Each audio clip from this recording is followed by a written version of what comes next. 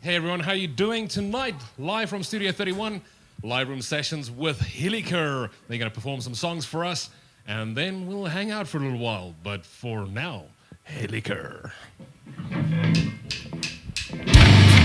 What's up, live room session? Thanks, Franz, for the introduction.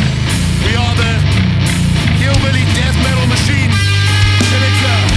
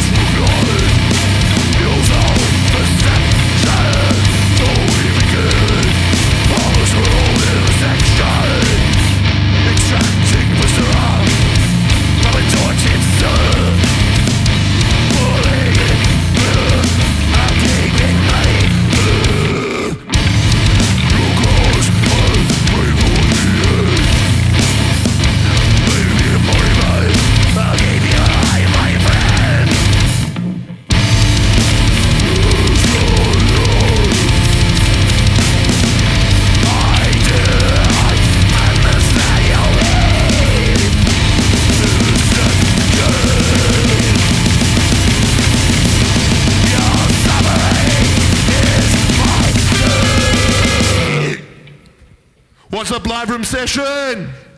What's up, YouTube? What's up, interweb? We are Hilliker, and we are a hillbilly death metal band that is obsessed with alliteration. That song was Visceral Vivisection, and next up we have a banger called Ingloriously Impaled. We'll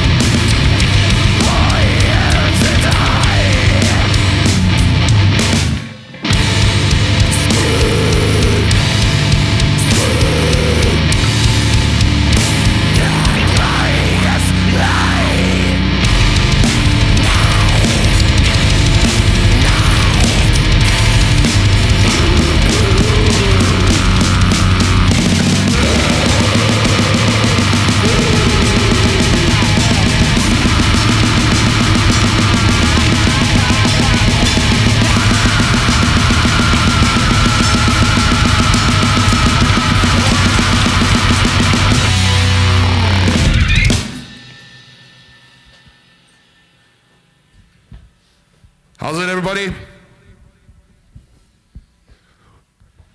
We are Hilliker. We're at Studio 31 for a live room session. Thanks to France the Planet for hooking us up. Woo! This next track is one of my favorite lines of lyrics that I've ever written. And it has actions. It goes, a two-handed axe, brought swiftly down, severed completely from arsehole to crown. This is bloody bifurcation.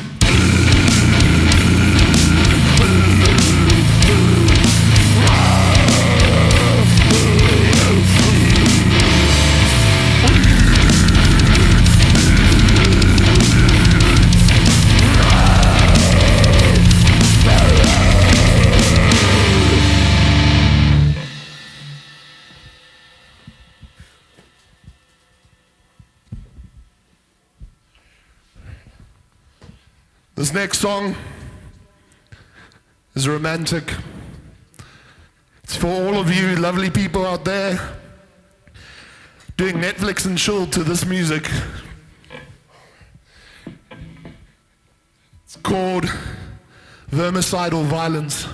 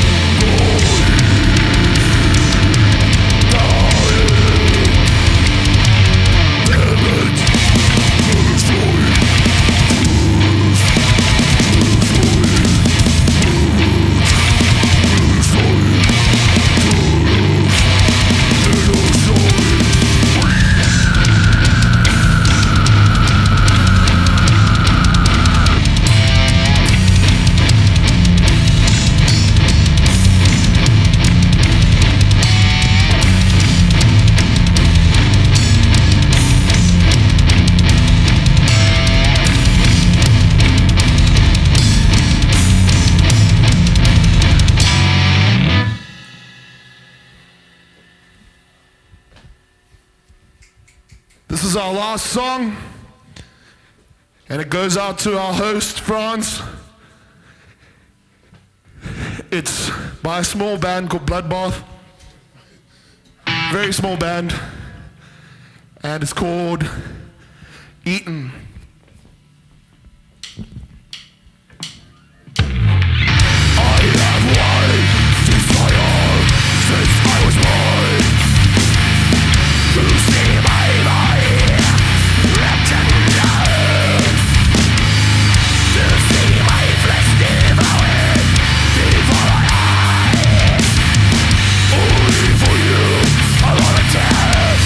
As a human sacrifice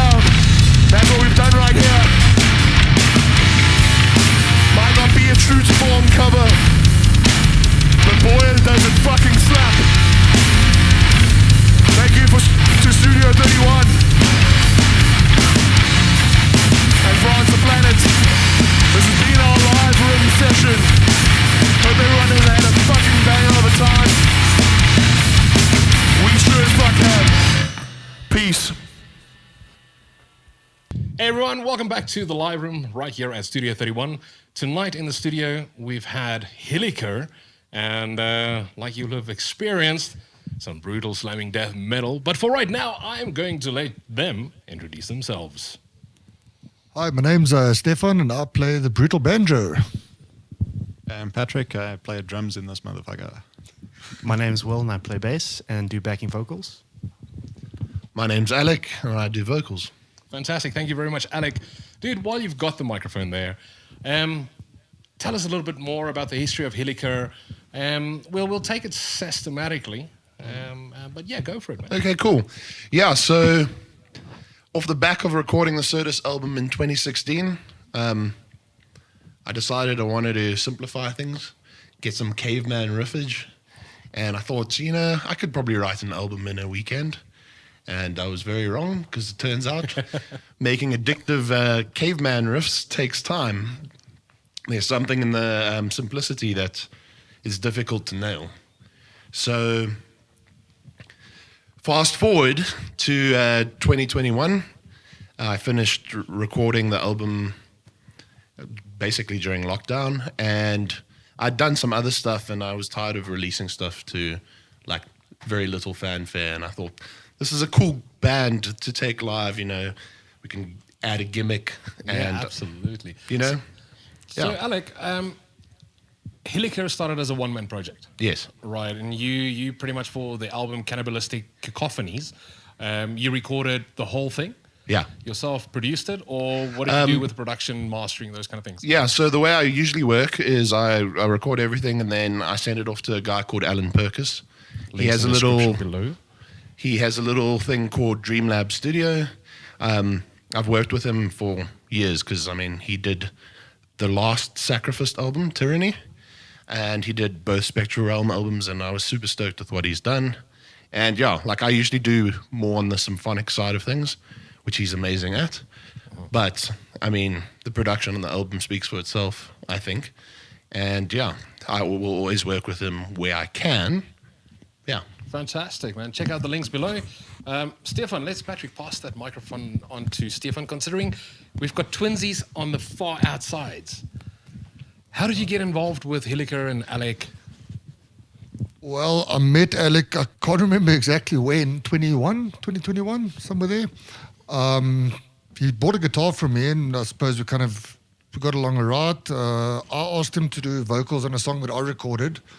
And we spoke a while after that. He approached me and asked me would I be interested. Well, he sent me the Hilliker album first to listen to it, gave him some feedback, and asked me would I be interested in playing guitar.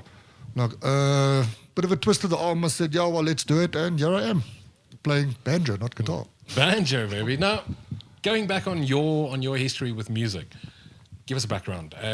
Has it always been guitar or banjo guitar? Sure. Well, I came out of the womb loving music. I first actually started out playing bass. From there, played guitar. It's kind of all I can play. I can't really play many other instruments, and yeah. Well, I can play the fool very well. Pass it on there to Patrick, please. Thanks, Stefan. Let's get to the rhythm section of Hilliker. Man, you guys are freaking awesome. I still got goosies right here, so thank you very much. Same question to you, Patrick. Give us a bit of background on Patrick, who, what, where. So I started playing music in high school. I was in a very terrible band that couldn't agree on names and couldn't find a vocalist, so I had to do some of them, which, I wouldn't wish that on anyone. Well, what kind of music was it? We argued about that a lot as well. So it started out being kind of grunge stuff and started getting heavier. Some of the guys wanted to keep it kind of more rock focused. The other guys wanted to move into metalcore and eventually full on death metal. Okay. That didn't end up really happening. The band didn't keep going that long. So my first proper band, I think, was actually with Will in university. We played in Abomino, so we finally got to play some death metal there. Nice. All right. Well, considering you were named now, Will, grab a microphone. Throw me into the spotlight there. I forgot most of the lights, so it's only one. Patrick, you've got a different color shirt on. but it's also plate. Sorry, I wanted to say a different color plate shirt on. Yeah, no, I felt like I needed to stick out a little bit. Although Alec also has the same shirt, so we never communicate. We just always hope that we both don't wear the same shirt. So, university, you and Patrick started making music together. Did you guys met at university? Yeah. Actually, it was around 2008. And after playing in some not so serious bands in high school that also mainly just played covers and things like that, I decided I want to get something serious going. And so we actually met in maths in university, weirdly enough, and decided to get this death metal project up and going. And we played together for about 4 years. And then we started a new project after that called Titan, which was totally different, like full-on power metal, falsettos. Oh, really? Yeah, all of that sort of stuff. So, yeah, I've been in the scene one way or another throughout, the past 10, nearly 15 years at this point. But I haven't always been in bands, always been pretty close. And actually, Alec as well, know from university, also from way back in the early days. And weirdly enough, we found out after the lockdowns that we actually live next door to each other now. So I was out walking my dogs and Alec just pulls out of a complex and stops there and he's like, hey, dude. I'm like, hey, dude. And he reached out just a little while after with, saying, hey, do you want to put this project together? Would you be keen on getting involved? And I said, hell yeah. Fantastic. Now, was it always bass guitar or was it like Stefan also swapping around some instruments? So it was basically almost always guitar right from the very beginning, but I've had some shoulder injuries over the past couple of years that have made it a little bit difficult. So switching over to fingerstyle bass has definitely meant I could, keep on playing the music. Fantastic. Also from womb. Yeah. Now with maybe Patrick, we can go back to you. If Will just said you met in math at university, what the frick did you study to do math? So I was doing computer science. Will was doing physics. He's actually got his doctorate in physics, rocket science. Rocket scientist. Yeah, He's not talking shit. Yeah, Alec was doing engineering at the same time, so we also knew each other. We were also kind of mates around the same time. Some of our early-ish shows we played with Sodus as well. So, yeah, we kind of knew each other from way back. And, so when he asked me to play in this band and said Will was already playing, I listened to like half a song and I was like, yeah, cool. Great stuff. It all just fell into place. And now Alec, how's about take that microphone? Thanks, man. You guys have now been playing together as a band for? I reckon about a year. About a year now. It's about a year. Okay. Cannibalistic Cacophonies. Tell us a little bit more about that.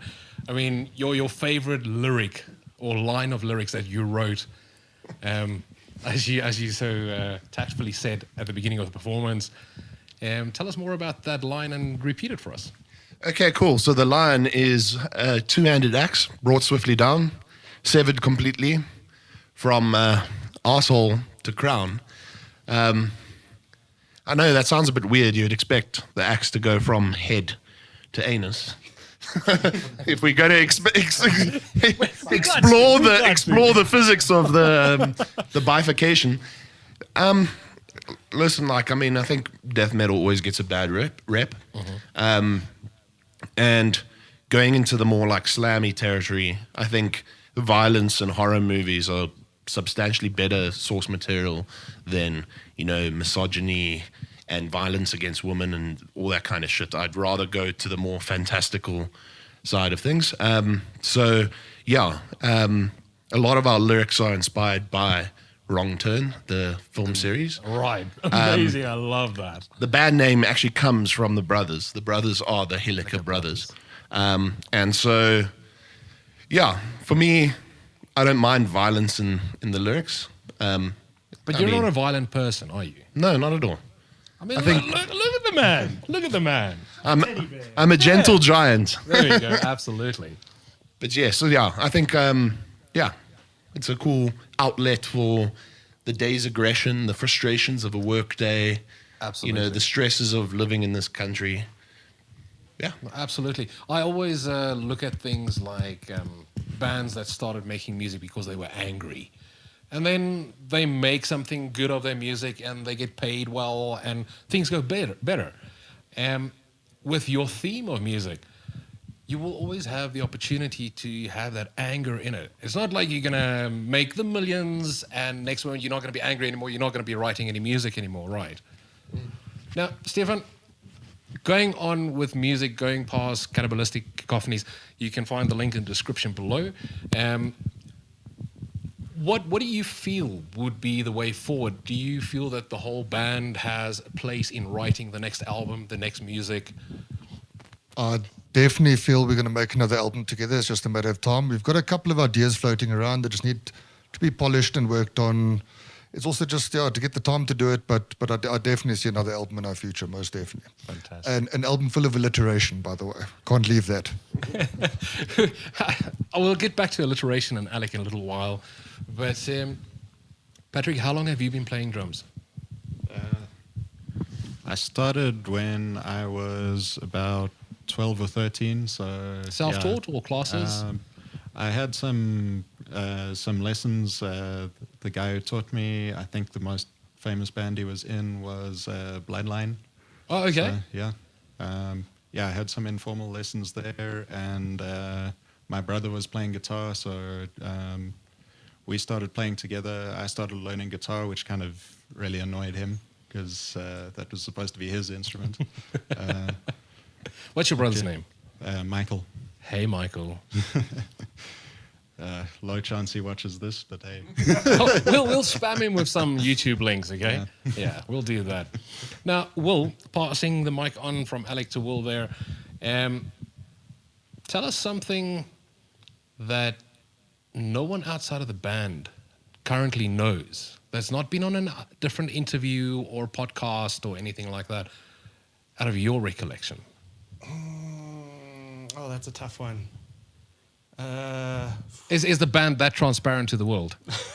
Or are we just not going to take chances tonight? I mean, this is my first ever interview. No one knows that, right? Well, that's a true fact right there. Yeah.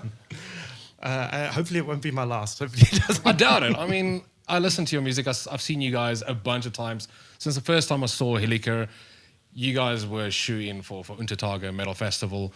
And you guys absolutely just blew it away there also, as well as so many other shows that I've seen. When I say so many, there's been 3 or 4 other shows that I've seen of theirs at Rumors and Sonnage here in Johannesburg. Do you guys, Alec, do you have any plans on touring? Is that within your spectrum of a band? I think definitely, if the right opportunity arises. You know, I'm a big believer in, like, you're going to have to make those opportunities yourself, though, as well. A lot of bands start when the guys are quite young and they have this perspective, like, someone's going to pay 50,000 Rand a member to fly us out to play a little show in Croatia or, you know, one of these small little festivals where no one knows you, no one knows your music.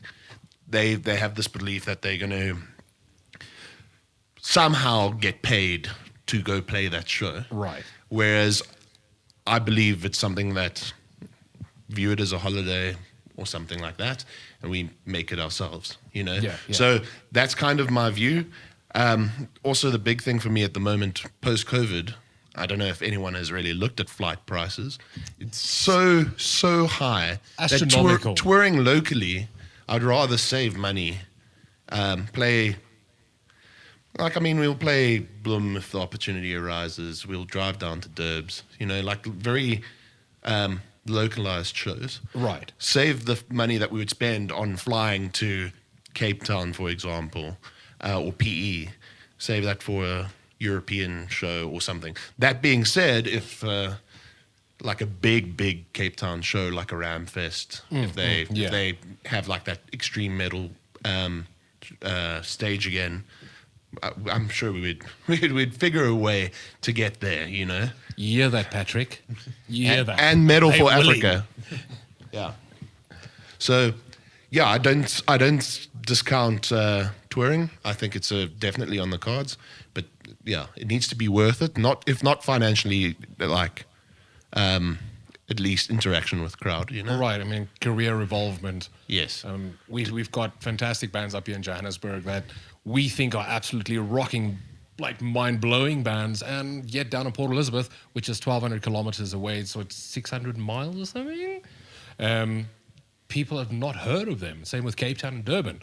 So that's I think the local touring is very it's a necessity. But Bloemfontein, that's going on. I know there's a few shows happening in Bloemfontein. I'm not sure who's doing what operation and which venue, but yeah, man, that'll be cool. Going Durban, Bloemfontein, a localized tour. Yeah, absolutely. Stefan, grab a microphone. How was tonight's performance for you? How did you feel being here at Studio 31 in the live room? Well, being here was great. The room sounds really good. In terms of performance, I think anybody who performs is always self-critical. So I think I'll give us a solid 7.5 out of 10. Oh, yeah, okay. Selling yourself short there, but it's okay. It's his band. High standards. What is in the future for Stefan, not as a band member, but as a person? Well, hopefully to keep evolving as a person, keep seeing life on a deeper level and experiencing more and being more. Fuck, it's already gone deeper right there. Patrick, same question for you, pal.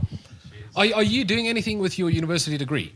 Yeah, so I am a software engineer. I've been working for a company called Intellect pretty much since I got out of university. So yeah, it's already been 10 years. Wow, crazy! It doesn't look it. Aging very well, all of y'all. Next step, Stefan. Yeah, just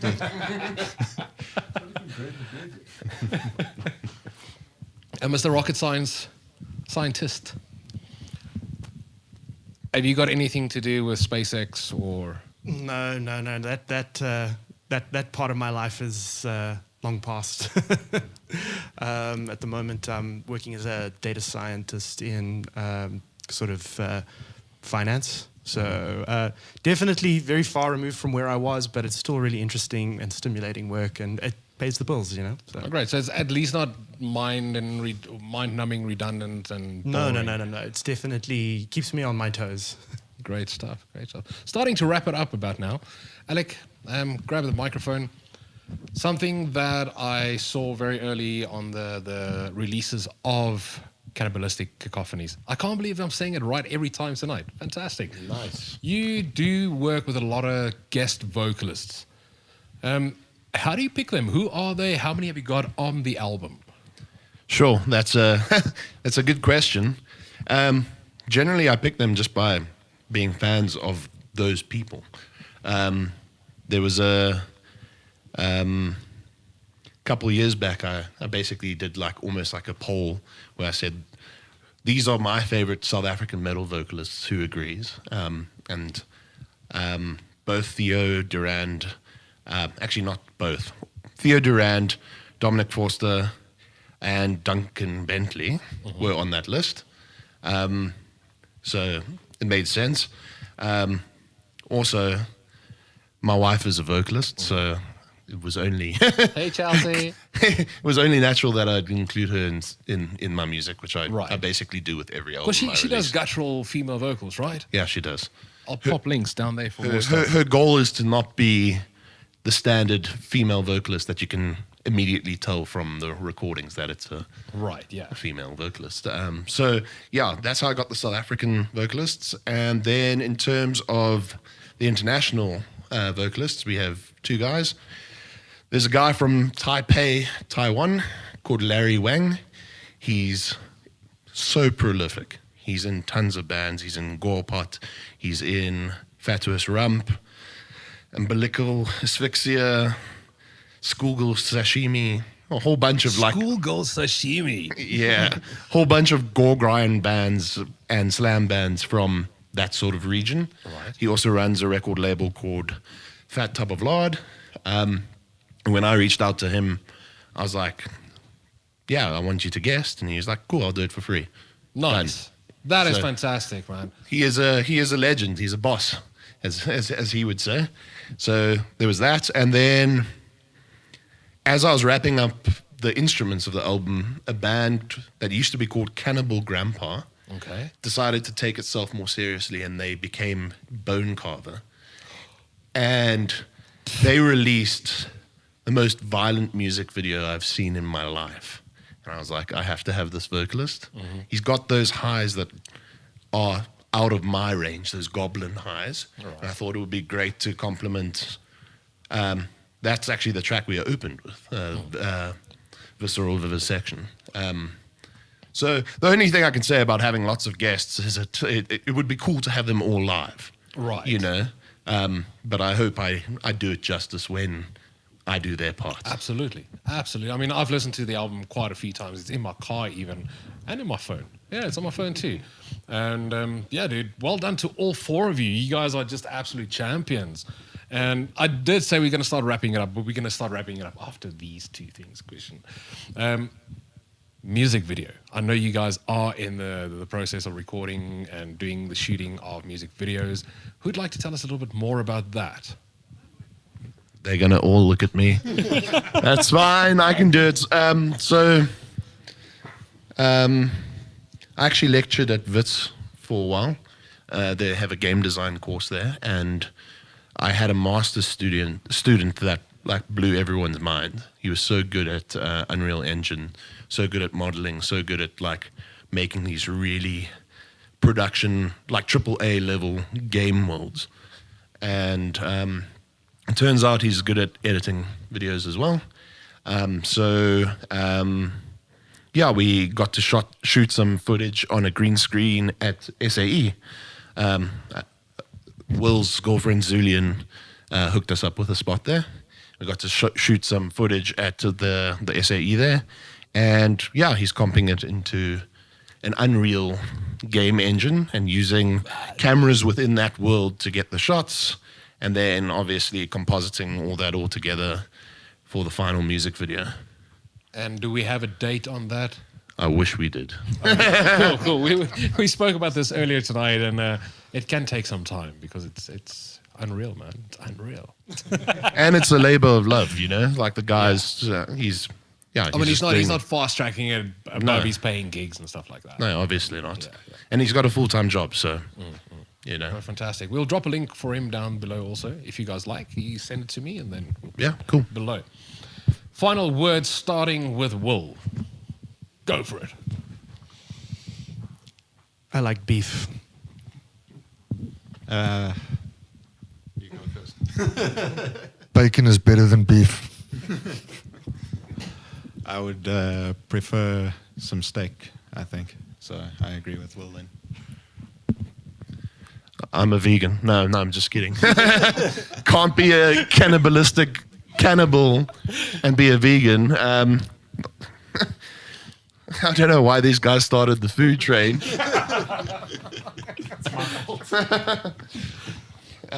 Yeah, I'm like both of those things, but nothing beats a good ribeye steak. A ribeye steak. Rare or medium rare? No, absolutely. Blue. It needs to be blue. But guys, I want to say thank you once again for performing live here at Studio 31 for the live room sessions. You guys have been fantastic, and I cannot wait to see you live again at a venue near us. All their links in the description below. Follow them, like them, buy their merchandise, get in touch with the band. And on that note, I love Lamp. I'm just kidding. Keep it heavy, and remember, let metal shape you. Good night.